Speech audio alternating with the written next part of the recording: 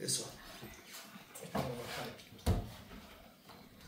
Bien, después de este domingo pasado de las elecciones, ¿cierto? Que fue un domingo que no quisimos hacer reunión para no cortar, porque hay algunos que tienen que votar lejos, ¿cierto? Otros cerca.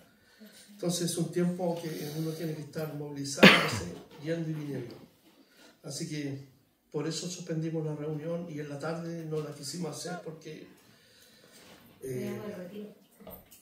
así es, las mujeres tuvieron retiro ese fin de semana, lo pasaron excelente. Genial. Muy bien. 2 Corintios capítulo 12, versículo 12 en adelante.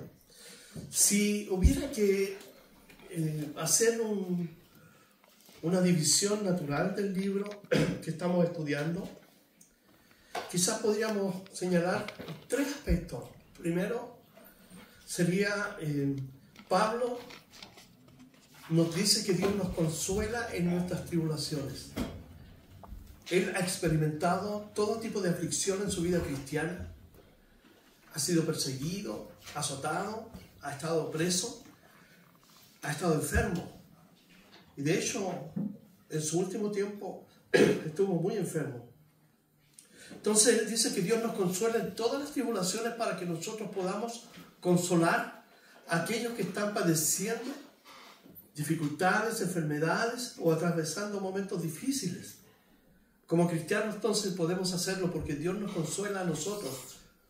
Otra división grande podría ser la defensa de Pablo de su ministerio frente a las falsas acusaciones que han levantado contra él y la división que aún permanece dentro de la iglesia, porque estos falsos maestros que llegaron a la iglesia se instalaron y tomaron control y dominio sobre algunas personas al punto de, ¿cierto?, de maltratarlas verbalmente y físicamente. Pablo dice que ellos no decían ninguna cosa cuando ellos inclusive los abofeteaban. Entonces, Pablo defiende su ministerio desde un punto de vista del siervo. Él es un pastor, pero es un siervo. ¿Qué significa eso? Que es una persona que sirve a la gente. Está ahí por amor a ellos. Él los conquistó para Cristo durante 1 año y medio. Estuvo en la ciudad de Corinto, ¿cierto? Estuvo predicándoles, enseñándoles la palabra de Dios día y noche. Él nunca tomó un dinero de ellos. Él trabajaba con sus manos, haciendo carpas. Y cuando trabajaba de día, ¿cierto?, predicaba en la noche y al revés. Entonces era un hombre que lo dio todo por amor a ellos, porque él veía la necesidad, no tan solo en ellos que creyeron, sino también en los que estaban fuera, de que conocieran a Jesucristo, porque una persona que conoce a Jesús está completa, está entera. Sin Cristo no estamos completos, no estamos enteros. Y conociendo a Jesús tenemos la promesa de la vida eterna. Tenemos la promesa del perdón de nuestros pecados. Y tenemos esa esperanza que no avergüenza, ¿cierto? Y que está presente, porque un día de estos Cristo va a venir por aquellos que hemos creído en Él. Así que Pablo tenía ese corazón de siervo. Y vimos que habían diferentes formas de esclavitud en aquel tiempo. Pablo se iguala a los esclavos que iban en las galeras, en el mar, en el último nivel. Están condenados a morir. Entonces, su trabajo era tan arduo que no le importaba si iba a morir, porque él decía que si él moría, se iba con Cristo. Así que no tenía para él problemas en aceptar su muerte, porque él decía, porque ya sea vivo o partiera el Señor, de ambas cosas él estaba seguro que estaba en la presencia de Dios. Y el último término, la última gran división de este libro, podríamos señalarla, la persistencia de aquellos que estaban dentro de la iglesia, que se llamaban cristianos, en vivir vidas igual como las personas de afuera. No había ninguna diferencia. Y tanto los falsos maestros como estos cristianos estaban provocando desorden en la iglesia, y Pablo está llamando a ellos al orden. Lo critican porque en la apariencia se ve débil. Y encontraban que las cartas que él escribía a esta iglesia, 3, una de ellas está extraviada, eran demasiado fuertes. Entonces esta dualidad hacía que la gente dudara de las capacidades que él tenía como pastor. No eran capaces ni siquiera de mirar el arduo trabajo que él había efectuado para alcanzarlo para Cristo. Simplemente ellos estaban juzgando y condenando a Pablo por, ¿cierto?, aleonados por estos falsos maestros. Entonces Pablo defiende su ministerio. Y ahora estos grupos de cristianos, entonces Pablo les va a compartir. En el capítulo 12,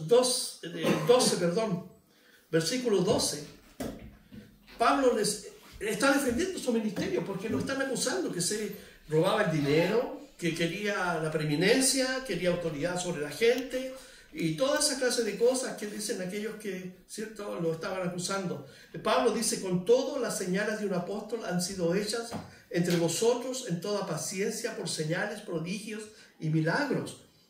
Entonces, una de las virtudes que tenía Pablo era que era respaldado por el poder de Dios donde él estaba. Entonces, la señal, los milagros, señales y todos estos prodigios que ocurrían, Dios estaba respaldando el trabajo para que los corintios, que tenían una procedencia del mundo pagano, del politeísmo, ¿cierto?, de una vida licenciosa. De hecho, había un término allí, corintianizar, que era una expresión que denotaba, ¿cierto?, una vida licenciosa y dedicada al beber, a las mujeres, al sexo, y si hubiera otras drogas allí, a las drogas y todo eso. Corintianizar era un término. Entonces de allí Dios saca a algunas personas para que le conozcan y sean transformados por el poder de Dios. Por eso mismo Dios ocupó señales, milagros y todo para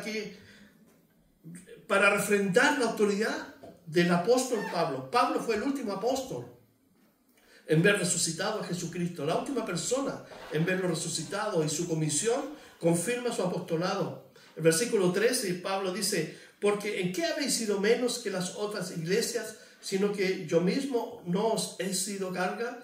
Perdonadme este agravio. Entonces Pablo se disculpa como una ironía que está exponiendo, ¿cierto?, porque no tomó dinero de la iglesia. Perdónenme por no haber tomado dinero de ustedes. Es como, ¿cierto?, una ironía, porque Pablo trabajaba para sustentarse, y a pesar de que pasaba necesidades en las iglesias que estaban en la parte alta de Europa, Filipos, Tesalónica, le proveían a él. Entonces le dice: perdonadme este agravio. Entonces, en el sentido de que nunca tomó dinero de ellos. Y el versículo 14 dice: he aquí, por tercera vez estoy preparado para ir a vosotros, y no seré gravoso, porque no busco lo vuestro, no busco su dinero, no busco poder sobre ustedes, sino a ustedes, pues no deben atesorar los hijos para los padres, sino los padres para los hijos. Y yo con el mayor placer gastaré de lo mío, aunque yo mismo me gastaré del todo por amor de vuestras almas, aunque amándoos más, sea amado menos. Entonces, Pablo, ¿qué está diciendo aquí? ¿O qué está haciendo? Está mostrando que el pastor es el que cuida las ovejas, y no como vemos hoy día, que las iglesias tienen que cuidar al pastor, y ha existido un aprovechamiento tan profundo que ha afectado la vida de las personas. El día antes, cuando asistimos al funeral, la persona del mismo cementerio me dijo: yo tuve una experiencia en una iglesia y no quiero saber nada más. ¿Qué le pasó? Cuénteme. Fue a una congregación y se rompió una mesa, y ella generosamente al pastor va y le dice: mire, pastor, yo le voy a pagar el arreglo de la mesa. No, le dijo el pastor: no haga eso. Venga a mi oficina, siéntese. ¿Cuánto gana usted? Quedó asombrado. Tanto. De eso deme el 10% todos los meses, y no me arregle la mesa. Entonces, ¿cómo? Él estaba preocupado de mi dinero. Le dijo: no, yo no puedo darle eso, porque yo estoy sustentando a mi hijo en la universidad, tengo que pagar mis gastos, mi casa y todo. No puedo darle eso. Y se fue y nunca más volvió. Entonces Pablo está diciendo aquí que él, como pastor, cuida a ellos, porque es el deber del Padre espiritual velar y cuidar por ellos. Jesús dijo: yo soy el buen pastor, en Juan 10:11, y el buen pastor da su vida por las ovejas. No es al revés, no es la oveja que da su vida por el pastor, es el pastor que da la vida por las ovejas. Entonces, el pastor cuida a las ovejas, las alimenta, las ayuda a crecer, a desarrollarse, para que conozcan mejor a Dios. Entonces, Pablo está defendiendo su ministerio aquí en este sentido de que él está procurando su bienestar espiritual. Él desea que ellos crezcan, que maduren, ¿cierto? Y conozcan a Jesucristo, su palabra, principalmente hoy día, donde hay una liviandad en muchos cristianos, donde no se lee la palabra de Dios, no se estudia la palabra de Dios. Simplemente nos quedamos marginalmente con lo que recibimos un día a la semana o marginalmente un día a la semana, pero Dios quiere hablar con nosotros todos los días y para eso tenemos que ir nosotros a la palabra de Dios. Entonces Pablo dice, yo con el mayor gusto gastaré de lo mío. ¿Para qué? Para que ellos crezcan, a pesar de que no me amen, pero yo los amo como pastor. Es el cuidado de él. El versículo 16 y 17 dice así: pero admitiendo esto, que yo no os he sido carga, sino como soy astuto, os prendí por engaño. Dice, ¿acaso os he engañado por algunos de los que he enviado a vosotros? ¿Cuál era la acusación? Tú no nos pediste dinero, pero mandaste a Timoteo, mandaste a Tito y a ese hermano del cual no sabemos, porque simplemente dice ese hermano. No sabemos quién es. Puede ser Aristarco, ¿cierto? Pero, claro, no pediste dinero, pero ellos tomaron dinero y entonces fue una treta. Nos engañaste. Igual te ibas a quedar con dinero. Pablo dice, no es así. Dice, rogué a Tito y envié con él al hermano. ¿Os engañó acaso Tito? ¿No hemos procedido con el mismo espíritu en la misma pisada? Tal como yo, ellos piensan. Nosotros no hemos tomado ni un peso de ustedes. Entonces, una de las acusaciones fuertes que estaban, ¿cierto?, sobre la vida de Pablo, es que él estaba usando tretas, engaños, para seducir y tomar el dinero de la gente. Como hoy en día muchos falsos, ¿cierto?, hombres que se han llamado a sí mismos pastores, lo hacen nada más para vivir a expensas de la gente. Dice el versículo 19, ¿pensáis aún que nos disculpamos con vosotros?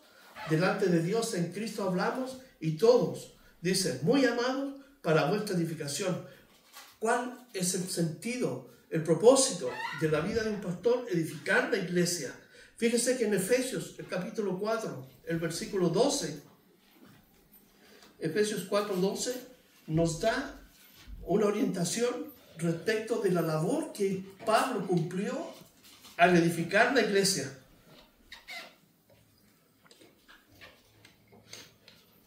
Dice el 11, asimismo Jesús, ¿cierto?, constituyó a unos apóstoles, a otros profetas, a otros evangelistas, a otros pastores y maestros. ¿Cuál es el propósito? Perfeccionar a los santos para la obra del ministerio, por medio de la palabra de Dios, por medio de la enseñanza de la palabra de Dios, perfeccionarlos para la edificación del cuerpo de Cristo. Es decir, en la medida que el cuerpo de Cristo o la congregación local o la iglesia se va nutriendo de la palabra de Dios, va siendo edificada. Cristo va siendo construido en las vidas de aquellas personas que componen la congregación hasta que todos lleguemos a la unidad de la fe. Entonces el proceso de madurar, de ser perfeccionado y de crecer en Cristo no es instantáneo como tomarse un café. Es un proceso que dura toda la vida hasta que entramos y llegamos a la presencia de Dios.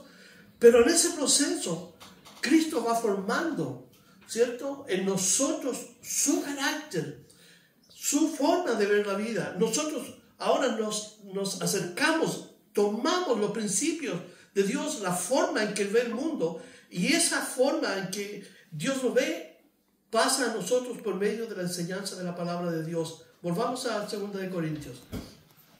Pablo entonces, ¿qué quiere de ellos? La edificación. ¿Pensáis, dice el versículo 19, aún que nos disculpamos con ustedes? Pues están equivocados. Delante de Dios en Cristo hablamos y todo, dice, muy amados para vuestra edificación.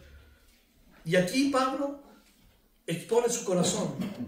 Es como una advertencia, pero también expone su temor de lo que puede encontrar cuando él vaya, porque ya expresó su deseo de ir por tercera vez. Dice, pues me temo que cuando llegue no os halle tales como quiero, y yo sea hallado de vosotros cuando queréis. Ellos iban a encontrar a un Pablo con autoridad de Dios, no el tipo que ellos vislumbraban, ¿cierto? Débil, de carácter, fuerte en la palabra por medio de la carta, pero iban a encontrar la autoridad de un pastor. Y Pablo no iba a encontrar lo que ellos decían que había sucedido en sus corazones, que se habían arrepentido. Entonces dice, me temo que cuando llegue no os halle tales como quiero, y yo sea hallado de vosotros cuando queréis. Que haya entre vosotros, mire, contiendas. Esto en primera carta, cuando estudiamos primera de Corintios, Pablo dice, de cierto se escucha entre vosotros que hay contiendas, divisiones, que están peleados. Y Pablo dice, no les puedo escribir como a gente madura, sino como a niños en Cristo, porque sois carnales. Es decir, viven basado en una estructura, ¿cierto?, de los deseos, de las sensaciones y de las pasiones que vienen de un corazón y de una mente que no ha sido transformada por Dios. O empíricamente ellos dijeron, sí, te aceptamos, Cristo, pero nunca sucedió algo en sus corazones. Por lo tanto, tal como al principio, algunos se encuentran hoy, dice contiendas, hay entre vosotros contiendas, envidias, tenían envidias entre ellos, iras, estaban enojados, a tal punto que se estaban denunciando la justicia civil, divisiones, estaban divididos en cuanto al liderazgo, porque en ese lugar donde Pablo, ¿cierto?, fue usado para levantar la iglesia, Pablo fue un pastor sumamente importante en el año y medio que estuvo allí, pero también llegó Apolo.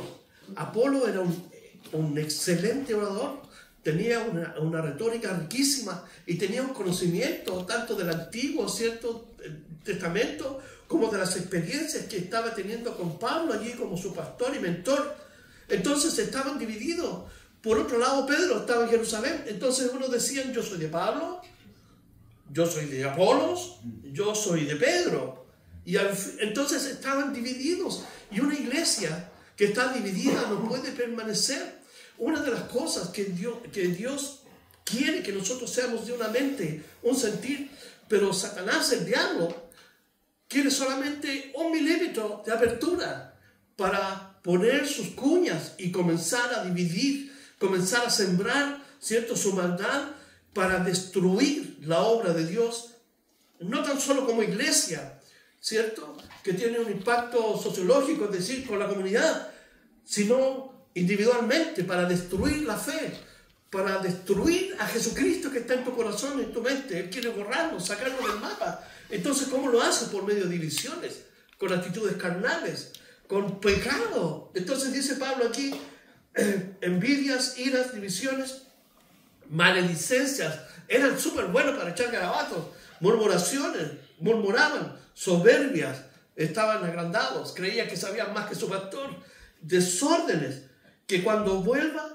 me humille Dios ante vosotros y quizá tenga que llorar por muchos de los que antes han pecado y no se han arrepentido de fíjense, de la inmundicia y fornicación y lascivia que han cometido.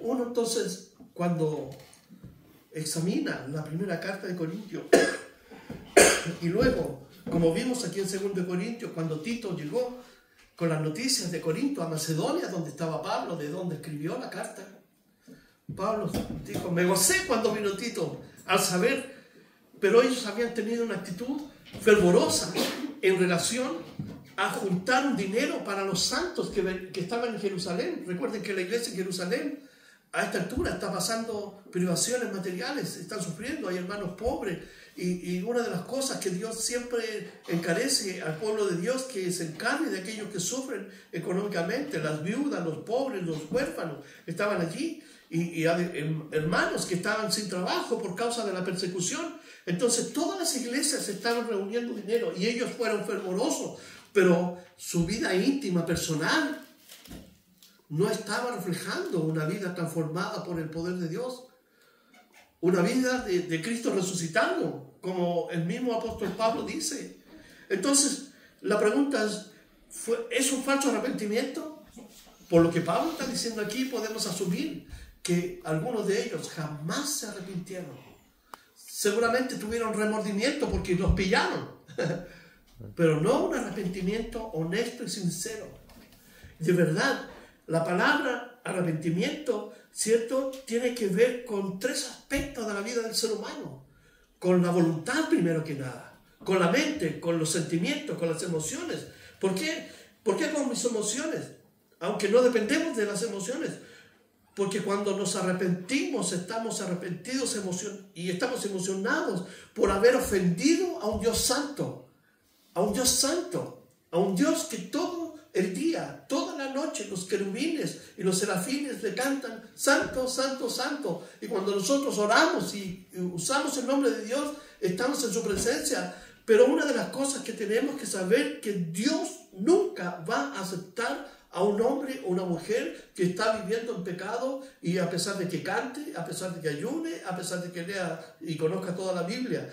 Pablo está aquí sintiendo un pesar, un temor, que al llegar allá encuentre la misma situación que provocó que escribiera la primera carta. Hoy día estamos viviendo un tiempo de mucha complacencia dentro del cristianismo. Hay un cristianismo complaciente, en el sentido de que las personas que conformamos el cuerpo, la iglesia, el cuerpo de Cristo, tenemos complacencia hacia el pecado. Y eso no puede ser, porque tenemos que tener el mismo pensamiento que Dios tiene hacia el pecado. Y recuerden que el pecado, practicar el pecado, tiene un pago. La paga del pecado es muerte, mas el don, el regalo de Dios es vida en Cristo Jesús. Pero estos cristianos o estos pseudo cristianos estaban allí en un falso arrepentimiento. Por eso Pablo dice que los que antes han pecado y no se han arrepentido de la inmundicia y fornicación y lascivia que han cometido. El medio donde ellos salieron era un medio muy fuerte, porque había mucho homosexualismo, mucha promiscuidad, mucha fornicación en los templos, donde todas las noches bajaban las prostitutas, 1000 prostitutas a vender sus cuerpos. Entonces, claro que era difícil, pero cuando Cristo Jesús entra en nuestra vida, nos da el poder para vencer la vida de pecado. Entonces Pablo continúa aquí en el versículo 1, esta es la tercera vez que voy a vosotros. La primera vez fue cuando fundó la iglesia, en Hechos 18. La segunda vez, capítulo 2, él fue y sufrió mucha vergüenza y tuvo mucha tristeza. Entonces ahora él está planeando ir para nuevamente estar con estos cristianos. Y les dice, por boca de 2 o 3 testigos se decidirá todo asunto. Y aquí Pablo está recurriendo al Antiguo Testamento. Muchos cristianos, escuché el día de la votación a una persona cristiana en la fila decirle a otro, no, el Antiguo Testamento ya no sirve para nada. No. El Antiguo Testamento y el Nuevo Testamento es una unidad. Y los dos son en su conjunto la revelación de Dios.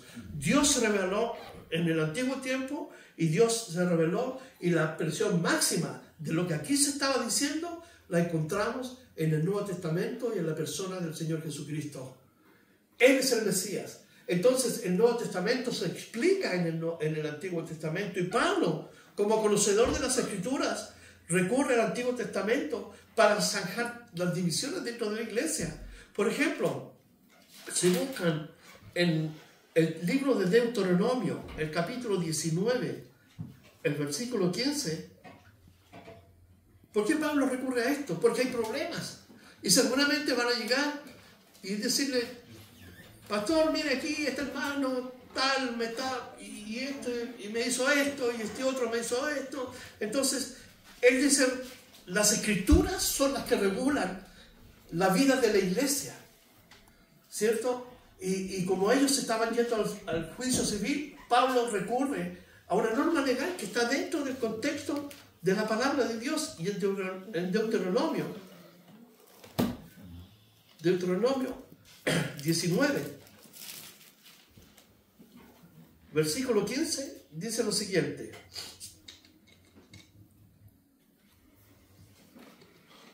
no se tomará en cuenta a un solo testigo contra ninguno en cualquier delito ni en cualquier pecado en relación con cualquier ofensa cometida. Solo por el testimonio de 2 o 3 testigos se mantendrá la acusación. ¿Se dan cuenta? 16. Cuando se levantaren testigos falsos contra alguno para testificar contra él, entonces los dos litigantes se presentarán delante de Jehová y delante de los sacerdotes que oficiaban como ministros de fe para zanjar estas situaciones, y de los jueces que hubiera en aquellos días, que eran los líderes espirituales. Y los jueces se inquirirán bien, y si aquel testigo resultare falso y hubiere acusado falsamente a su hermano, entonces haréis a él como él empezó a hacer a su hermano, y quitarás el mal del medio de ti. Volvamos a 2 Corintios. En aquel tiempo, Dios dio la ley moral, ¿cierto?, que es conocido como los 10 mandamientos al pueblo de Israel en el monte Sinaí. Pero también añadió leyes que debían cumplirse sí o sí a rajatabla, y otras que son las casuísticas de la ley, que pudieran, sí, si vieras al buey de tu vecino caer en un hoyo, entonces si pudieras tú recogerlo y llevárselo, perfecto. A eso se refiere la casuística. Entonces, también en las naciones paganas que rodeaban a Israel, como los cananeos, Babilonia y Egipto, ¿cierto?, había ciertos códigos. Todos conocemos el código de Hammurabi, el código de Hammurabi. De allí proviene la ley de Estalión. Como ven, estas naciones paganas, sin conocer a Dios, tenían también ciertas normas que regulaban su vida. Ahí decía ojo por ojo, diente por diente, muela por muela, mano por mano, pie por pie. Y fíjense que tenía una connotación de importancia, porque esta ley impedía que la venganza se excediera. Por eso decía, si le cortó una mano, mano también se le corta. Si perdió un diente, se le saca el diente, para que no se excediera la venganza. Entonces, aquí, en este contexto, Dios le da estas normas, pero para zanjar las situaciones tiene que ser con 2 o 3 testigos. ¿Cuántas acusaciones falsas? Por el mero acto del cagüín, del chisme, de la murmuración, se ha levantado contra personas. Mira aquí, ¿pero lo vio usted? No, me contaron. ¿Y quién le contó? A otra persona. ¿Y usted supo? ¿Lo vio? No, pero ¿se dan cuenta? Pero Pablo dice, vamos a solucionar el problema con 2 o 3 testigos. Y así funciona nuestra ley. Los abogados, ¿cierto?, llevan a los juicios testigos. La mayoría son falsos testigos, porque la ley es vulnerada todos los días. Y lamentablemente muchas personas pierden sus bienes, van a la cárcel por un falso testimonio. Cuando trabajaba en el banco, mucho tiempo atrás, una mujer acusó a un colega allí, que era su esposa, que él había violado a sus 2 hijos. Todos lo conocían a él. No era creyente, pero un hombre íntegro. El agente del banco le dijo, no, el banco te va a poner abogado. ¿Y sabe cuál era la motivación? El dinero. Porque este joven era hijo de padres que tenían una muy buena posición social y vivían aquí en calle Libertad, cuando el MOR, ¿cierto?, estaba comprando esas casas, ¿se recuerdan? Y pagaron una millonada por esas casas. Pues bien, los padres vendieron las casas y le dejaron todo el dinero a él. Entonces esta mujer solamente quería el dinero.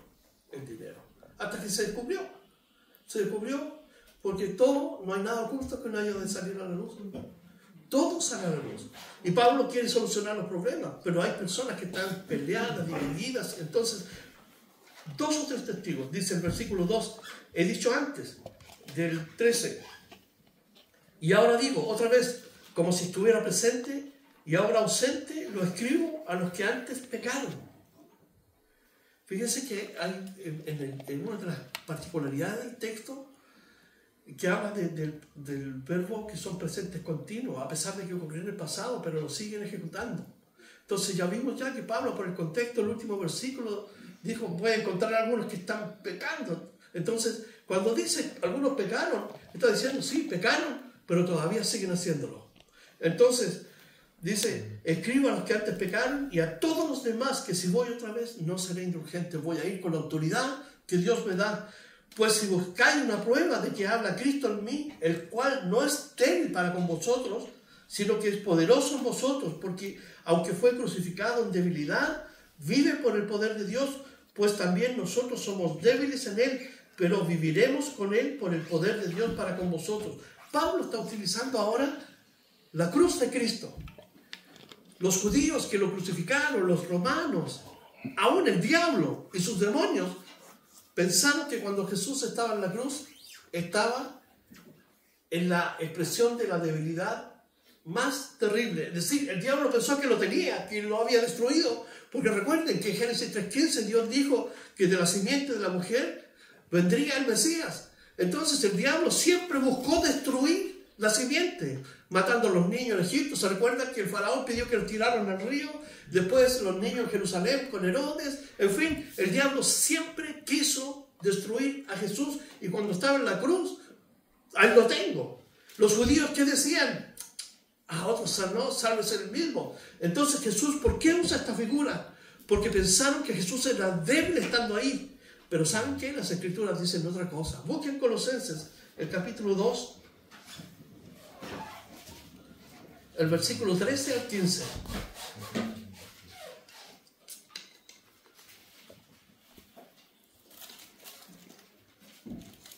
Colosenses capítulo 2, versículo 13 al 15 dice así.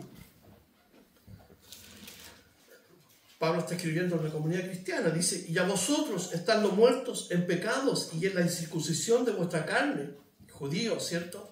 El pecado de los gentiles y los judíos que se jactaban de ser circuncidados y pertenecían a la nación de Israel, en su corazón eran incircuncisos, aunque interiormente reflejaban algo, pero no, estaban muertos. Dice: os dio vida juntamente con él, perdonándoos todos los pecados. ¿Quién nos perdona a Dios?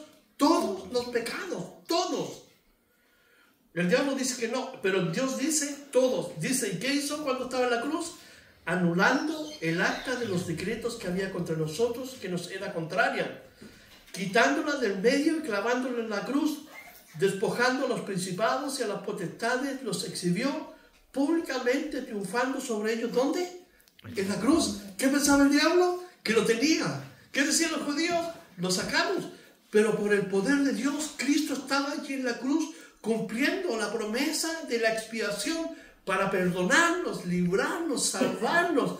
Por lo tanto, aunque se veía débil, todo el poder de Dios actuó sobre él para perdonar nuestros pecados.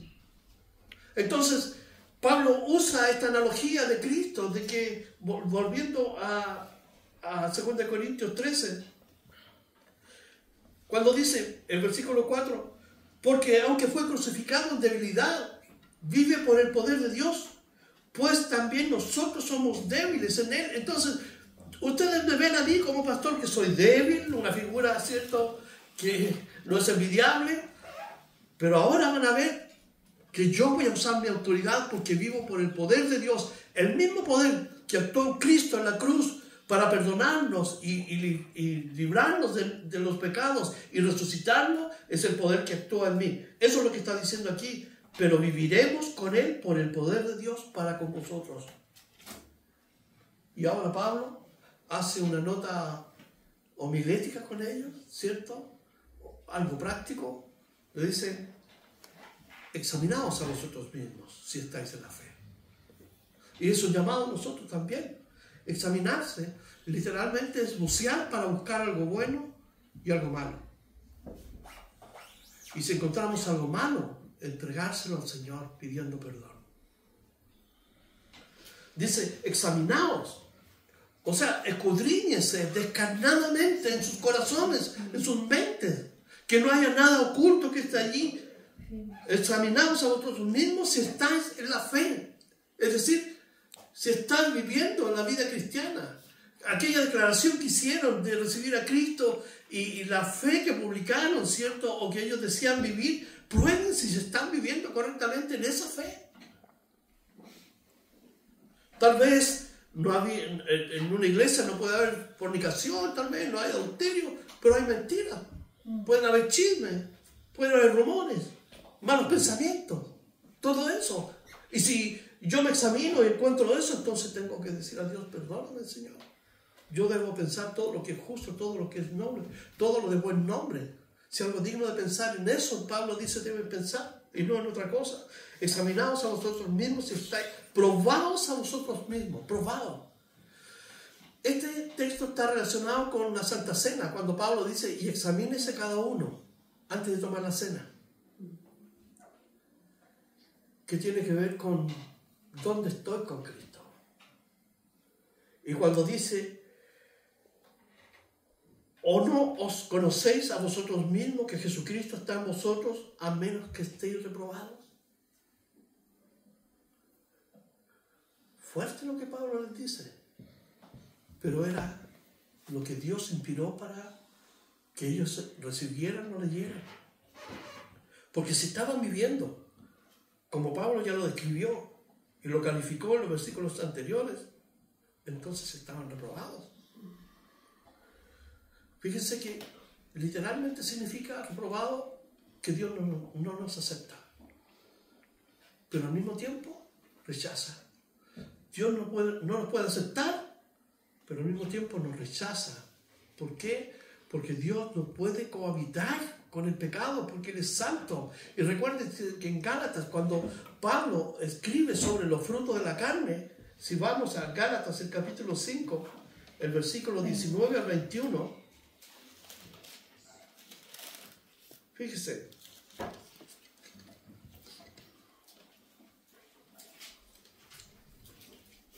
Gálatas 5, 19 al 21, Pablo escribe, y manifiestas son las obras de la carne. El contexto es de aquellos que viven religiosamente por cosas externas de la religión y nunca han entregado su vida a Cristo. Y manifiestas son las obras de la carne, que son adulterio, fornicación, inmundicia, lascivia, idolatría, hechicerías. Mira, había gente que decía que era cristiano y estaba practicando la hechicería. Enemistades. En Deuteronomio 18 dice que Dios aborrece la hechicería. Enemistades, pleitos, celos, iras, contiendas, disensiones, herejías. Mira, envidias, homicidios, borracheras, orgías y cosas semejantes a estas, acerca de los cuales os amonesto, como ya os lo he dicho antes. Fíjense que los que practican tales cosas no heredarán el reino de Dios. En aquel día Jesús dijo, muchos me dirán, Señor, Señor, en tu nombre. Jesús les va a decir, apártate de mí, no te conozco. Entonces cuando Pablo le dice, examínense, pruébense, a menos que estén reprobados. Cada uno se conoce cómo está delante de Dios. Por eso que tenemos que examinar nuestra vida cristiana. Nuestra vida cristiana no es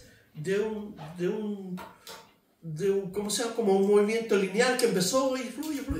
Es algo que yo debo practicar, vivir, debo desarrollar en mi corazón. Y para eso yo tengo que leer, alimentarme de la Biblia. Puedo leer, hay muy buenos libros cristianos, ¿cierto? Puedo nutrirme de buenos estudios para que mi fe pueda crecer, porque la fe viene por el oír y el oír por la palabra de Dios. Nuevamente, volviendo a 2 Corintios, cuando nos dice, el versículo 6 y 7 dice, mas espero que conoceréis que nosotros no estamos reprobados. Es decir, tal vez algunos de ustedes están viviendo, diciendo que son cristianos, están reprobados porque están viviendo pecado, pero nosotros no. ¿Por qué? Porque nosotros estamos en Cristo. Jesús dijo, yo soy la vid, vosotros sois los pámpanos. Jesús es la vid, ustedes son los pámpanos. El que en mí permanece, lleva fruto. Entonces, ellos estaban conectados en Cristo Jesús, que es la savia natural. No. Porque ¿cuál era su fruto? La inmundicia, la lascivia, las iras, las contiendas. Pero uno que está conectado a Cristo, ¿cuál es el fruto?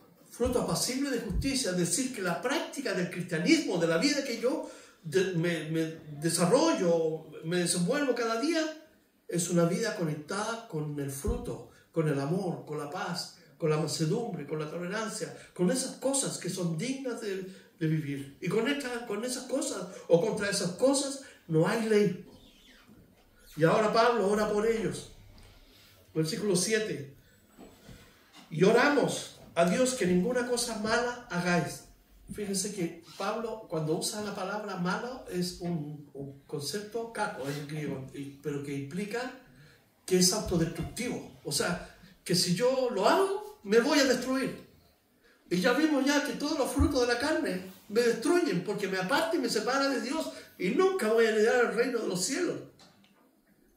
Tiene que ver con una naturaleza que aún no ha sido transformada. Por eso Pablo dice aquí, oramos a Dios que ninguna cosa mala hagáis, no para que nosotros aparezcamos aprobados, sino para que vosotros hagáis lo bueno, es decir, aquello que es justo, cada día. Y eso tiene que ver con la vida de esposo, con la vida de esposa, con la vida de hijo, con la vida de hija, como estudiante, como trabajador. Afecta mi vida completa porque Cristo es integral, abarca todo mi ser, toda mi vida, todo el campo donde yo me desenvuelvo. Por eso Pablo dice a ellos, ojalá que hagan cosas buenas y no malas. El versículo 8, porque nada podemos contra la verdad, sino por la verdad. Es decir, o estamos por la verdad, o contra la verdad. Jesús dijo, el que está conmigo, conmigo es. Y si no, te desparrama. Y eso, lo peor que puede suceder es el autoengaño. Creer que somos cristianos, pero estamos viviendo una vida falsa. Y eso nos va a pasar la cuenta. ¿Cuándo? Cuando venga el rapto de la iglesia. ¿Por qué? Porque tú y yo, si estamos viviendo el pecado, no nos vamos a ir con Cristo. Vamos a tener que pasar los 7 años. Por eso la palabra de Dios nos advierte que debemos vivir en santidad, porque sin santidad nadie puede ver a Dios. El justo por la fe vivirá, y si retrocede, no agrada a Dios. Es lo que dice Hebreos 10, versículo 9, 8-9. Y la segunda oración de Pablo por ellos dice en el 9, por lo cual nos gozamos de que seamos nosotros débiles y de que vosotros estéis fuertes, y aún oramos por vuestra perfección, es decir, por la madurez de ellos. La perfección, como les dije, es un proceso en la vida del creyente que comienza cuando aceptamos a Cristo y se produce por el efecto del poder de la palabra de Dios en nuestras vidas. No hay otro remedio, no hay otra fórmula. La oración tiene que acompañarla, por supuesto. El reunirse con cristianos también es parte de esta ensalada que nutre nuestra vida, pero el principal agente que transforma nuestro ser es la palabra de Dios. Ella es la que es como una espada de doble filo que corta, ¿cierto? Y divide el alma y el espíritu y discierne los pensamientos más profundos que hay en nuestro ser. La palabra de Dios, por medio de ella somos perfeccionados para la obra del ministerio, y la palabra nos capacita para toda buena obra, es decir, para vivir en justicia. Versículo 10 dice, por esto escribo estando ausente, para no usar severidad cuando esté presente, conforme a la autoridad que el Señor me ha dado, para edificación. Para edificación. Y no para destrucción. Porque Él se siente responsable por las personas que Dios puso bajo su autoridad como pastor, de la cual nunca Él hizo uso como un abuso sobre la gente. Simplemente por amor, porque Él ya dijo, me desgasto por ustedes. Y tal vez ellos no comprendían eso, que la labor pastoral es una labor de sacrificio, de oración. Pero aquí dice, para que ellos estén fuertes en Cristo y no débiles. Por eso que mi mente, mi corazón y mi ser completo debe ser a Dios. Jesús dijo, amarás a Dios con toda tu alma, con todo tu ser, con todas tus fuerzas. ¿Para qué? Para que estemos fuertes en Cristo. Por lo demás, hermanos, tened gozo. Fíjense, dice, gozo. Porque ¿qué buscaba? Que ellos disfrutaran la vida cristiana, que no fuera una carga. Hoy día hay muchos cristianos que se autoimponen reglas como parte de un formato que Dios está exigiendo. No, eso no es verdad. Porque la gracia de Dios es gracia. La gracia de Dios nos cautiva, nos perdona, nos limpia, nos transforma, nos dota de una nueva naturaleza, pero sí debo vivir bajo los principios que Dios me ha dejado aquí, y yo debo disfrutar. El ser cristiano es un gozo, es una alegría, porque nos ha transportado de la muerte a la vida eterna. Por lo demás, tened gozo perfeccionados mediante la palabra de Dios, consolados, anímense. ¿Cómo empieza esta carta? ¿Cómo empieza capítulo 12? En el cielo, ¿cierto? Dijo, conozco un hombre que tuvo una visión extraordinaria, no sé si la carne, no sé cuando Pablo fue. ¿Y cómo termina? La carne y la tierra están divididos, peleados. Pero Pablo ahora está diciéndole que se animen, que sean de un mismo sentir, una misma mente, como esos dos, que eran de un mismo sentir, compartían el pan, las oraciones, la comunión, estaban unánimes juntos, y vivid en paz, porque estaban divididos y peleados. Vivan en paz. Tenemos que aprender a vivir en paz, y el Dios de paz, fíjense, y es una condicionante. ¿Por qué? Porque yo no puedo tener gozo, no puedo estar siendo perfeccionado, tal vez alguien me consuele, puedo tener un mismo sentir y aparentemente tengo paz, pero si el Dios de paz primero no ha hecho las paces con Dios, no puede haber nada de lo anterior. Entonces el Dios de paz y Dios de amor estará con nosotros. Salúdense unos a otros. Conozco los santos, ¿cierto? Una práctica que hoy día normalmente uno se saluda, hola, ¿cómo estás? ¿Cierto? Un abrazo. Todos los santos saludan. Fíjense, los santos. La Iglesia Católica tiene santos cuando se mueren y los beatifican por una serie de milagros que falsamente se comprueban. Pero nosotros somos santos. ¿Por qué? Porque la palabra nos dice que cuando hemos creído en Cristo, Dios nos apartó para Él, nos separó, nos santificó. Somos santos. Dios nos ve santos porque nos ve a través de Cristo. Estamos separados para Dios. Y culmina con algo que siempre debe estar en nuestra vida: la gracia de Dios. La gracia de Dios, la misericordia, todas esas cosas. La gracia del Señor Jesucristo, el amor de Dios, que envió a su Hijo para que usted y yo pudiéramos ser salvos, y la comunión del Espíritu Santo, el cual nos ha sellado para el día de la redención adquirida, sean con todos nosotros. La Trinidad, Padre, Hijo y Espíritu Santo, actuando en favor de la salvación nuestra. ¿Hemos conocido a Cristo? Amén. Qué bueno. Vivamos como Cristo. No somos perfectos, pero Dios nos ayuda cada día con su gracia para vivir. Vamos a orar.